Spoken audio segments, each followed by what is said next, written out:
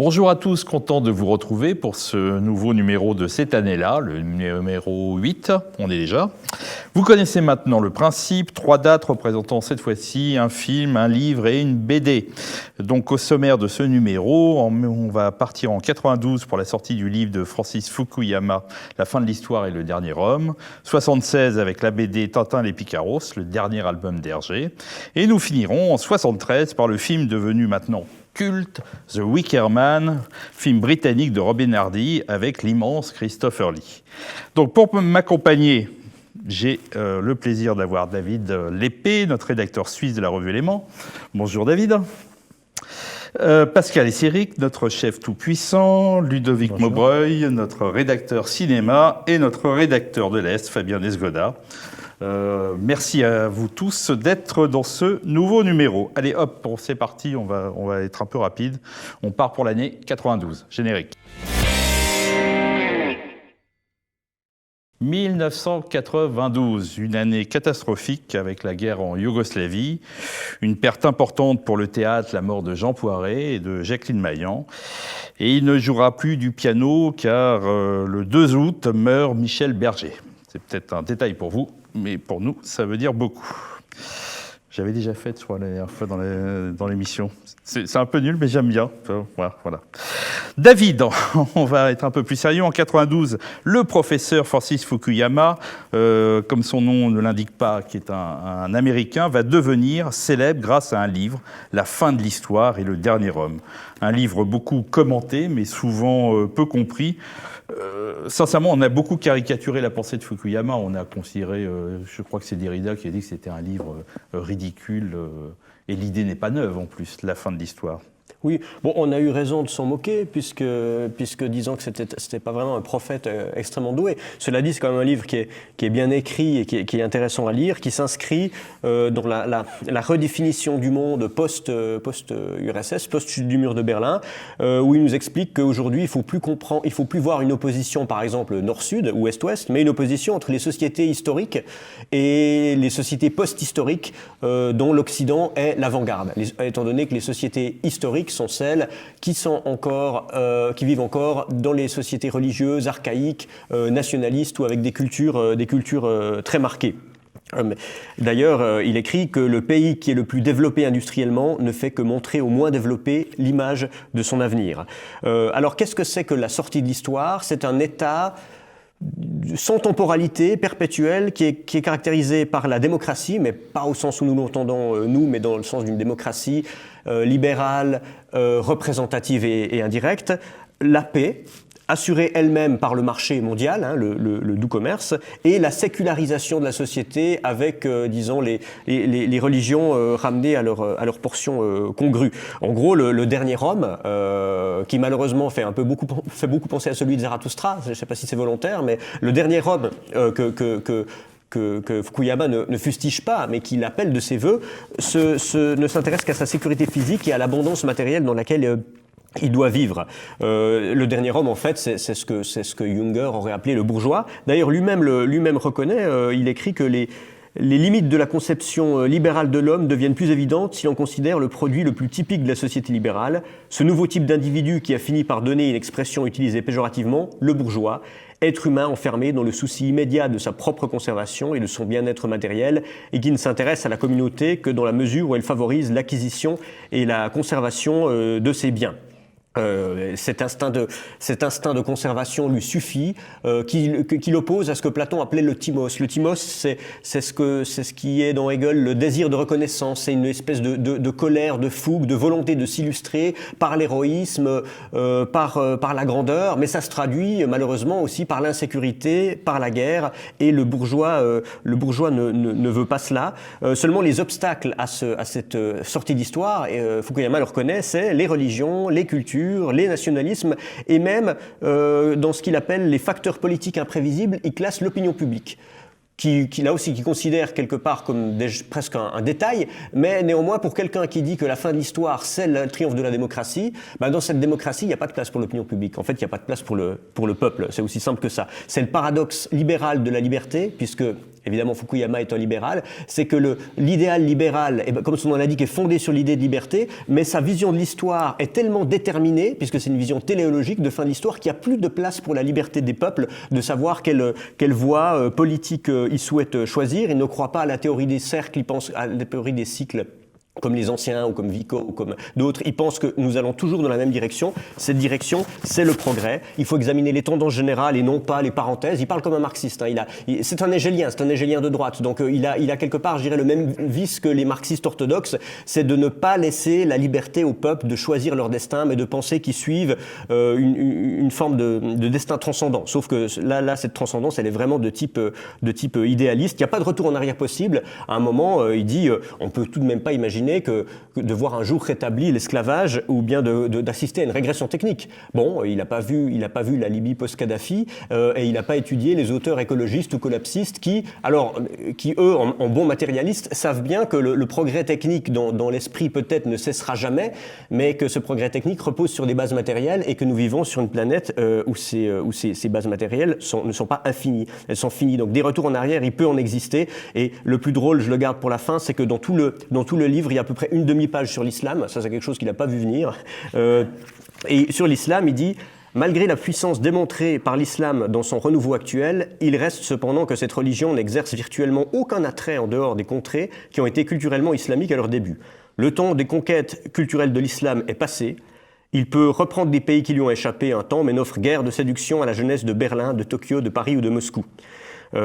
Si presque 1 milliard d'hommes appartiennent à la culture islamique, il ne saurait rivaliser avec la démocratie libérale sur son propre territoire dans le domaine des idées. Malheureusement, je dirais, nous assistons exactement au contraire. Et voilà, Fukuyama, c'est un petit peu le Guy Sormand outre-Atlantique, c'est-à-dire c'est un expert autoproclamé que les médias voient comme ça. Il se trompe à peu près tout le temps, mais on lui donne quand même toujours la parole. Il y a encore 2 ans, il était interviewé dans une hebdomadaire suisse et il disait dans le monde développé, ce sont ceux qui ne bénéficient pas de la globalisation qui deviennent un problème. Donc ça c'est ces fameuses opinions publiques imprévisibles qui deviennent problématiques parce qu'elles ne rentrent pas dans son cadre. Orban et Poutine ne constituent pas des phénomènes durables. Avec la globalisation, les sociétés deviennent de plus en plus multiculturelles et c'est ce que l'Europe de l'Est est en train de vivre. La société ne peut pas sans cesse retomber dans un stade de développement antérieur. Il l'a décidé, c'est vraiment un idéaliste. Et c'est les jeunes hégéliens que critiquait Marx dans l'idéologie allemande.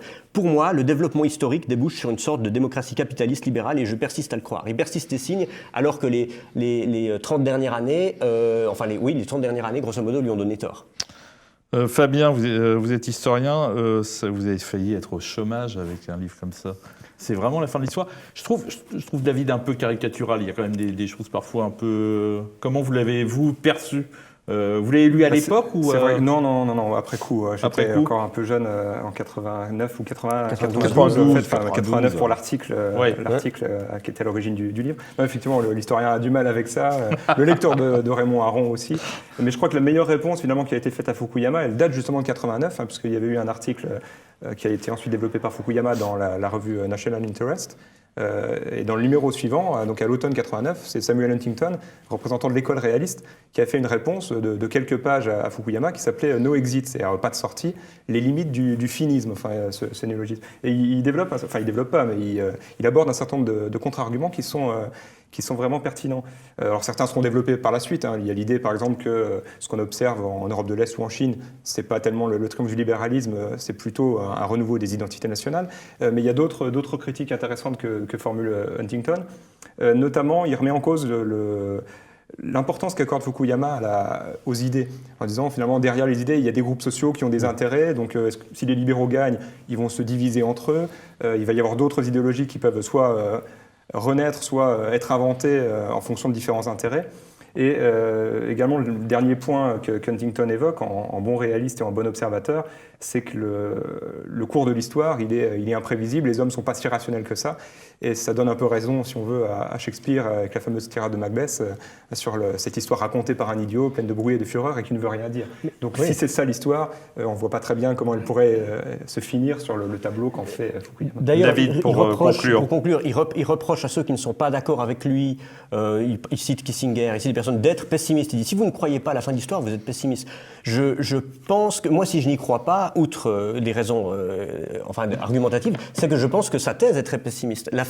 Heureusement, tant qu'il y aura des hommes, il y aura de l'histoire. Et ça, ce n'est pas une mauvaise nouvelle, c'est au contraire plutôt une bonne nouvelle. Nous sommes vivants. Avec quand même, je trouve qu'il a une grande peur du transhumanisme. C'est peut-être l'un des premiers à en avoir parlé. Que l'homme va disparaître. J'ai pas ce passage dans ce livre-là.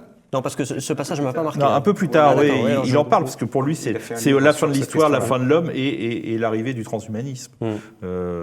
Enfin, ça reste, et l'énigme, c'est que ce livre est un livre d'idées culte depuis des années. Non, mais il est bien écrit, cela. Il est bien écrit, c'est assez brillant. Et on s'aperçoit que d'année en année, il s'est trompé à peu près sur quasiment tout. Alors bon, on va conclure comme ça. Désolé, Francis, mais... tu t'es un peu planté. On va passer maintenant à l'année 76, avec un des livres peut-être plus importants que la fin de l'histoire, c'est le dernier, Tintin et Milou, 1976. Générique.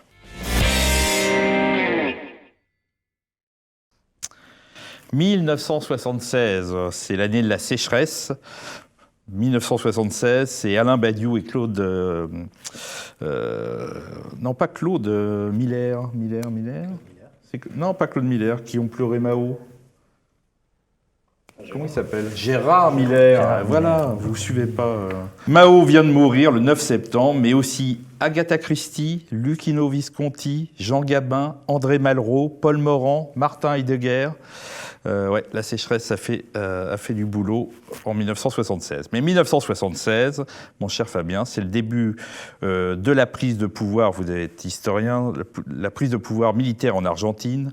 En Uruguay, le président Mendes interdit 15 000 dirigeants des partis traditionnels toute activité politique pour une durée de 15 ans.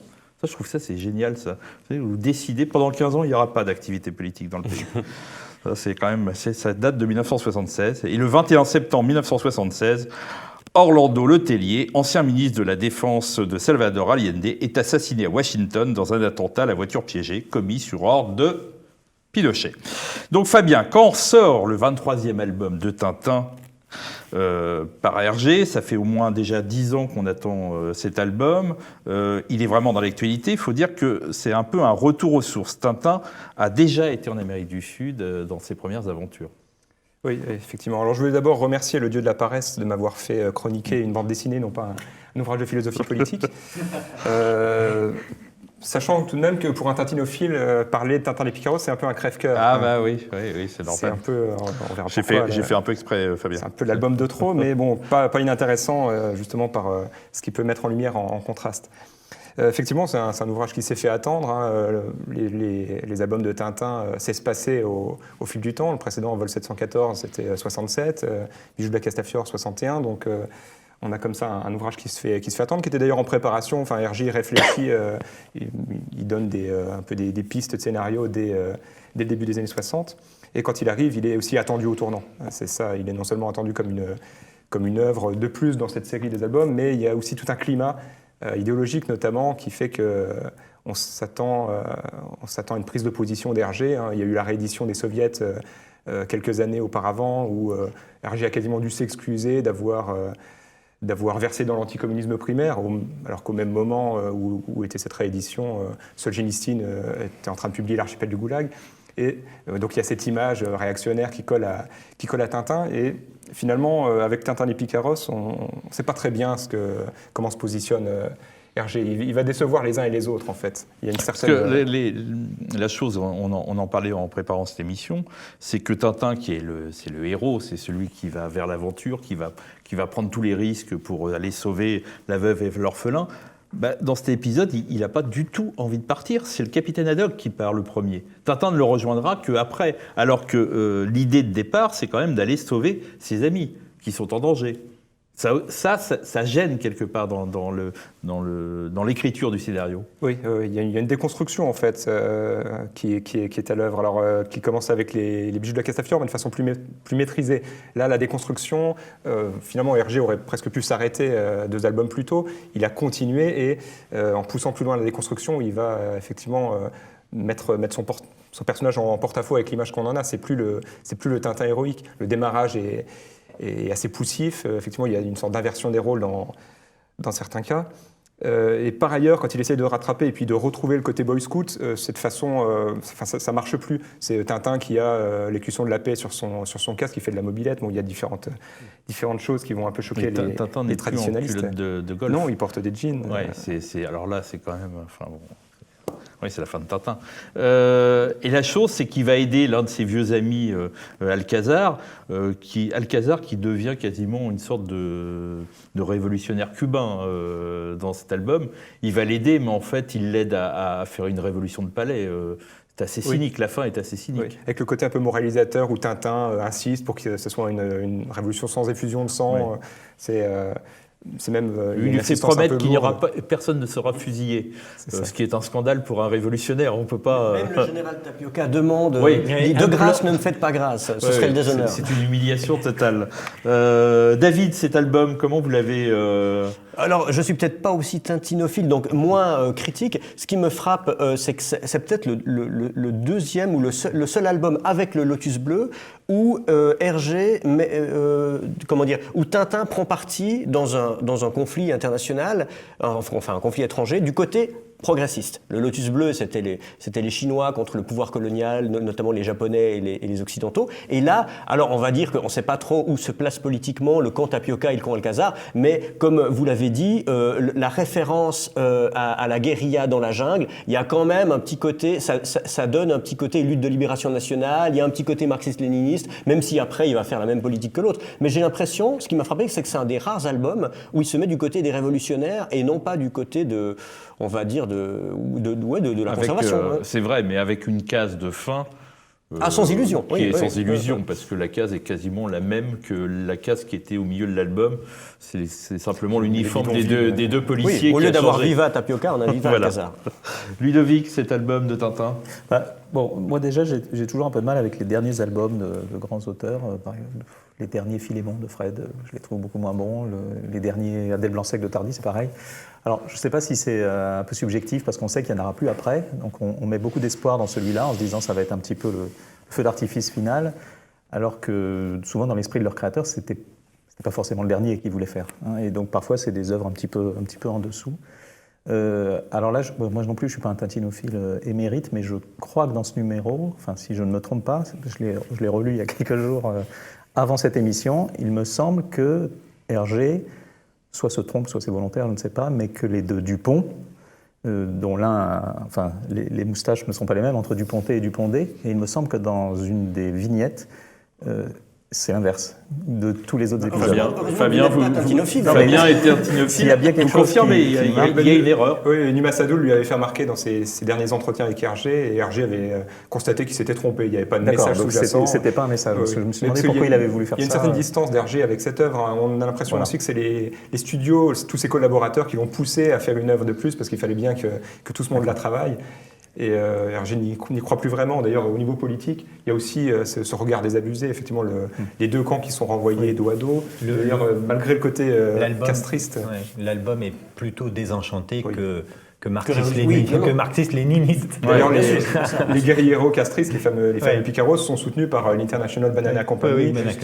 Il y a une inversion aussi. Tapioca est soutenu par Le Monde. Et je crois qu'une des dernières bulles, c'est Tintin ou le capitaine Haddock qui dit qu'ils sont fatigués, si je ne m'abuse. C'est si vous pouvez nous...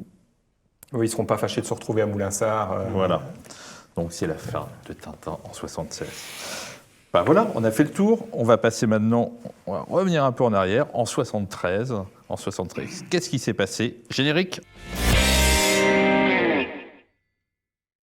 1973, une année où il ne s'est pas passé grand-chose, et puis comme on n'a pas beaucoup de temps, je ne vais pas vous parler des morts ou des vivants. En 1973 va sortir au cinéma un petit film qui va devenir un grand film, presque un film culte, qui va être, qui va être classé dans les 100 plus grands films britanniques du XXe siècle. C'est The Wicker Man. La traduction en français, c'est Le Dieu d'osier.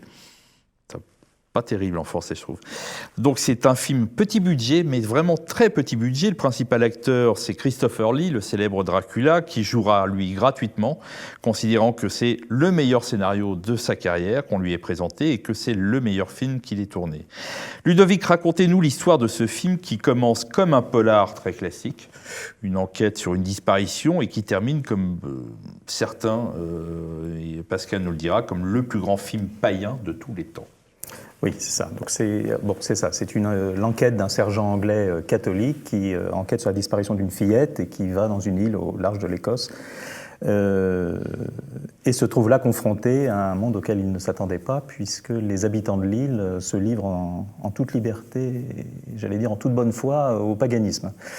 Et alors, je pense que si ce film il est devenu culte, il y a plein de raisons qu'on pourra aborder, mais moi j'en vois au moins 3.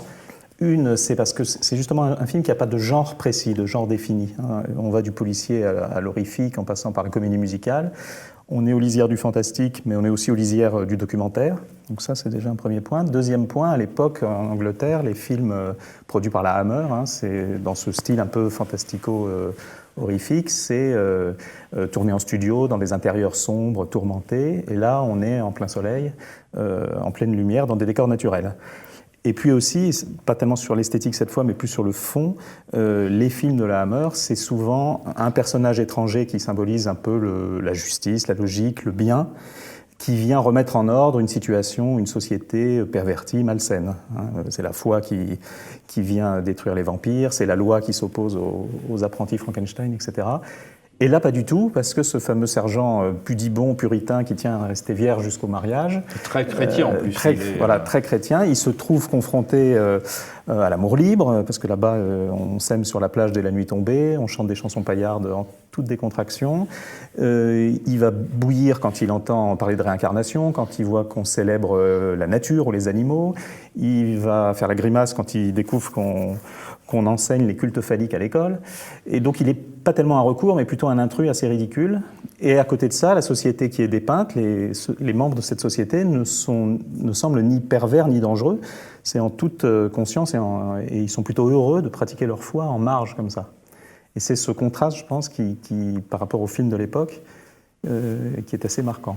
Pascal, ce film, on ne racontera pas la fin, parce que la fin est... Et il a donné tu as dit, il y a 3 raisons pour lesquelles ce film est un film culte. Oui. Tu en as donné 2 raisons, et il manque la 3e. Et pour moi, la 3e, c'est que ce film a longtemps été interdit. Et qu'il est, interdit, introuvable. Et pourquoi était-il introuvable ? C'est là où ça rajoute encore au mystère, et parce que c'était l'une des actrices de ce film, était la femme d'un rocker, Rod Stewart, et Rod Stewart était, et comme dans le film, l'actrice est quand même assez dévêtue, Rod Stewart a racheté toutes les pellicules, tous les droits, toutes les pellicules, etc., et a interdit la diffusion de ce film. Et donc, pendant peut-être 15 ou 20 ans, ce film était introuvable. Et donc, je pense que la 3e raison, c'est parce que personne ne pouvait voir ce film. En sachant qu'il y a des scènes qui n'ont jamais été retrouvées. Exactement. Oui, oui, parce qu'il y a une partie... Dans cette version. Oui. Alors, on ne dira pas la fin du film. C'est un film étrange. David, la première fois que vous avez vu ce film-là, vous avez pensé à quoi ? Vous êtes... Dès la première scène, et je ne sais pas si c'est un hasard ou si l'un a inspiré l'autre, mais ça m'a rappelé... et en faisant une lecture a posteriori, on comprend le début de Shining de Kubrick. Le policier arrive en hydravion, c'est un assez long plan. Et voilà, on suit un personnage qui arrive dans une zone inconnue dans laquelle il trouvera sa perte, exactement comme Jack Nicholson dans Shining. Moi, j'ai beaucoup aimé. Pour faire très court, je vais simplement citer une réplique qui me fait toujours rire dans ce film. C'est quand le héros, le policier, observe des filles nues en train de sauter par-dessus des flammes, du feu, et il demande à un habitant, mais pourquoi est-ce qu'elles sautent nues au-dessus du feu ? Puis il répond, mais parce que si elles avaient gardé leur robe, ça brûlerait. Voilà, je crois que... Fabien, Fabien, avant de commencer, parce que vous allez vous lever et devant la caméra, vous allez montrer votre t-shirt, parce que c'est quand même assez incroyable. Allez-y, allez-y. Je pense, on se lève et on peut voir le magnifique t-shirt du film. Il faut qu'il nous explique. Ouais. Oui, je me suis fait avoir par les algorithmes de Facebook qui ont repéré mon goût pour le film et qui m'ont proposé à l'achat ce t-shirt personnalisé. Alors, pas plus compliqué. Parce que là, au centre, on voit donc le dieu d'osier. Oui, c'est le dieu d'osier. Wickerman, Fabien. Je l'ai découvert en fait, malheureusement j'ai su la fin avant de le voir, mais quand Christopher Lee est mort, j'ai vu mis en avant ce film comme étant son meilleur film quasiment, donc effectivement j'ai été tout de suite charmé notamment par ces raisons, le mélange des genres que Ludovic a évoqué. Et pour bien le situer, parce que le réalisateur il n'a pas fait grand-chose de notable d'ailleurs, par contre le scénariste mérite peut-être d'être cité, hein, Anthony Shaffer, qui n'a pas fait grand-chose non plus, hein, qui est le frère de Peter Shaffer, l'auteur d'Amadeus. Et quand on regarde les quelques scénarios qu'a fait Anthony Shaffer, il y a Le Limier de Mankiewicz, Frenzy, un des derniers Hitchcock, et puis il a fait 2 adaptations également classiques d'Agatha Christie dans les années 70. Donc ça situe, il n'a pas fait grand-chose, mais dans le genre policier, on voit dans Wickerman sa patte. Ludovic, malheureusement en 2007, ils ont voulu en faire un remake. Et là, c'était assez dramatique avec Nicolas Cage. Justement, tout ce que le film réussissait à faire, c'est-à-dire peindre une société à part, singulière, mais qui n'était pas pour autant bestiale, cruelle. Là, c'est raté dès le départ, puisqu'ils ont, enfin, tous ces habitants de l'île ont tous une espèce de rictus en coin, et ils agissent, enfin, ils font le mal pour le mal. Il n'y a pas du tout d'évocation des croyances païennes ou de... Donc non, ce remake, je pense qu'on peut... Alors bon, on vous le conseille, c'est la version de 1973, oui.